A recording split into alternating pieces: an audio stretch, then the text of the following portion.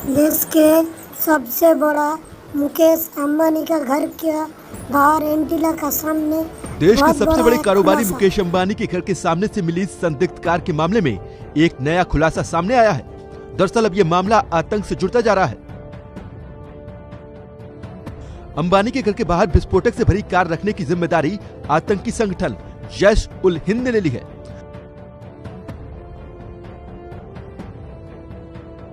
संगठन ने यह सूचना टेलीग्राम ऐप के जरिए दी है।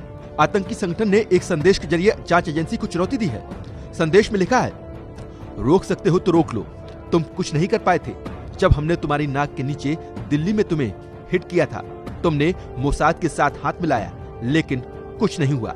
इसके आखिर में लिखा है, तुम्हें मालूम है कि तुम्हें क्या करना है, बस पैसे ट्रांसफर कर दो जो तुम्हें पहले कहा गया है। दरअसल 25 फरवरी को मुकेश अंबानी के आवास एंटीलिया के बाहर एक संदिग्ध कार और 20 जिलेटिन की छड़ें मिली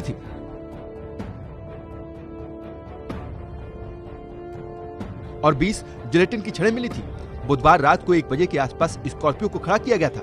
सीसीटीवी फुटेज में घर के बाहर 2 गाड़ियां देखी गई थी, जिनमें एक इनोवा भी शामिल थी।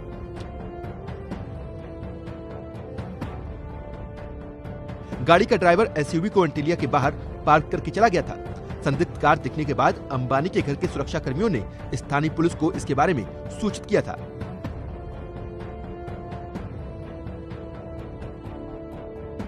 इसके बाद मुंबई पुलिस ने मामले की जांच करनी शुरू कर दी थी। जो गाड़ी मिली थी, इस संदिग्ध गाड़ी में से एक पत्र भी मिला था जो हाथ से लिखा गया था, जिसमें लिखा था, ये तो सिर्फ एक ट्रेलर है, नीता भाभी, मुकेश भैया, ये तो सिर्फ एक झलक है। अगली बार सामान पूरा होकर तुम्हारे पास आएगा और पूरा इंतजाम हो गया है।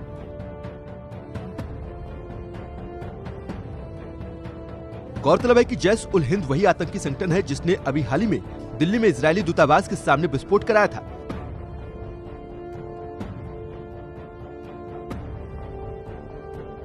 इस संगठन ने उस घटना की जिम्मेदारी लेते हुए एक संदेश भी जारी किया था। हालांकि इस मामले में मुंबई पुलिस की क्राइम ब्रांच और एनआईए दोनों मिलकर जांच कर रहे हैं। पुलिस ने पहले ही मामले में टेरर एंगल का अंदेशा जताया था।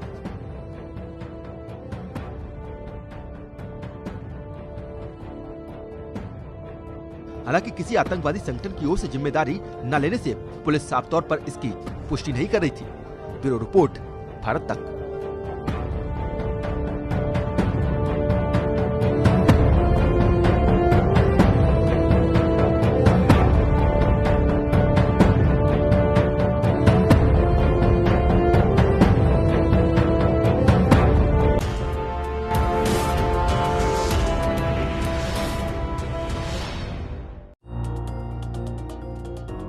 क्या सरकारी नौकरियों पर संकट के बादल मंडराने वाले हैं? क्या आरक्षण सिर्फ किताबी कानून बनकर रह जाएगा? सवालों का ये बवंडर सरकारी कंपनियों के निजीकरण के ऐलान और प्राइवेट सेक्टर की सरकारी तारीफ से उठा है। प्राइवेट सेक्टर अपने साथ निवेश भी लाता है, ग्लोबल बेस्ट प्रैक्टिसेस भी लाता है, टॉप क्वालिटी का मैन पावर लगाता है, मैनेजमेंट में बदलाव लाता है। इससे चीजें और मॉडर्नाइज होती हैं, पूरे सेक्टर में आधुनिकता आती है, सेक्टर का तेजी से विस्तार होता है और जॉब के नए अवसर भी पैदा होते हैं। केंद्र सरकार करीब 100 सरकारी कंपनियों में विनिवेश और निजीकरण की तैयारी कर चुकी है। आसान शब्दों में कहें तो केंद्र सरकार सरकारी कंपनियों को निजी हाथों में सौंप रही है। इस साल 23 कंपनियों में विनिवेश की मंजूरी भी मिल चुकी है। देश में फिलहाल 384 सरकारी कंपनियां हैं। माना जा रहा है कि आने वाले दिनों में ये 25 से 30 रह जाएंगी। सरकार जिस तेजी से निजीकरण को पुश कर रही है, उससे सरकारी नौकरियों को लेकर सवाल खड़े होने लगे हैं। 2003 में केंद्र के कर्मचारियों की संख्या 32,69,000 थी। 2019 में ये संख्या घटकर सिर्फ 15,14,000 रह गई। 16 साल में केंद्र सरकार ने 17,55,000 कर्मचारी घटा दिए। साल 2014 से अब तक 121 कंपनियों का निजीकरण हो चुका है। सवाल नौकरियों में आरक्षण को लेकर भी है। माना जा रहा है कि सरकारी कंपनियों का कंट्रोल अगर निजी हाथों में गया तो इसका बड़ा असर सामने आएगा। अभी SC, ST और OBC के लिए सरकारी नौकरी में 49.5% आरक्षण है। फिलहाल निजी कंपनियों में नौकरी के लिए आरक्षण का कोई प्रावधान नहीं है। ऐसे में आरक्षित वर्ग के लिए निजी कंपनियों में नौकरी पाना बड़ी चुनौती होगी, क्योंकि निजी कंपनियां वैसी व्यवस्था लागू करने से बचना चाहेंगी जिनका फायदा सरकारी नौकरियों में मिलता है और जिनकी वजह से सरकारी नौकरियां चमकदार बनी रहती हैं। कहा जा रहा है कि प्राइवेट कंपनियां अपने हिसाब से भर्ती करेंगी और अपने हिसाब से सैलरी देंगी। निजी कंपनियां काम का समय भी अपने हिसाब से तय करेंगी। डर इस बात का भी है कि कर्मचारियों के सिर पर बेरोजगारी की तलवार भी लटकी रहेगी और कंपनियों के निजी हाथों में जाने से 7 लाख पदों पर असर पड़ेगा। यही वजह है कि आरक्षित वर्ग की नुमाइंदगी करने वाले विपक्षी दल निजी कंपनियों में भी आरक्षण लागू करने की मांग कर रहे हैं। पर सरकार का कहना है कि निजीकरण से देश और युवाओं का भला ही होगा। एसेट मोनेटाइजेशन और प्राइवेटाइजेशन से जुड़ा हर निर्णय देश में नागरिकों के लिए, चाहे वो गरीब हो, मध्यम वर्ग का हो, युवा हो, महिला हो, किसान हो, मजदूर हो, उनको एम्पावर करने में मदद करेगा। प्राइवेटाइजेशन से सामर्थ्यवान युवाओं के लिए बेहतर अवसर भी उपलब्ध होते हैं। नौजवानों को अपना टैलेंट दिखाने के लिए ज्यादा अवसर मिलते हैं।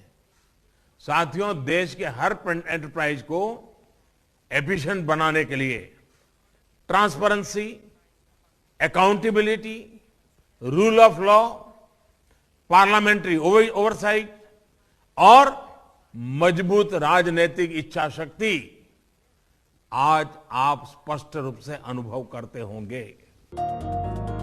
सरकार एक तरफ नौकरियां बढ़ाने वाले उपायों के दावे करती है, तो दूसरी तरफ आंकड़े घटती सरकारी नौकरियों की गवाही देते हैं। आरक्षण को लेकर आशंकाएं भी निर्मूल नहीं हैं। ऐसे में सबको साध कर चलना सरकार के लिए बड़ी चुनौती साबित होने वाला है।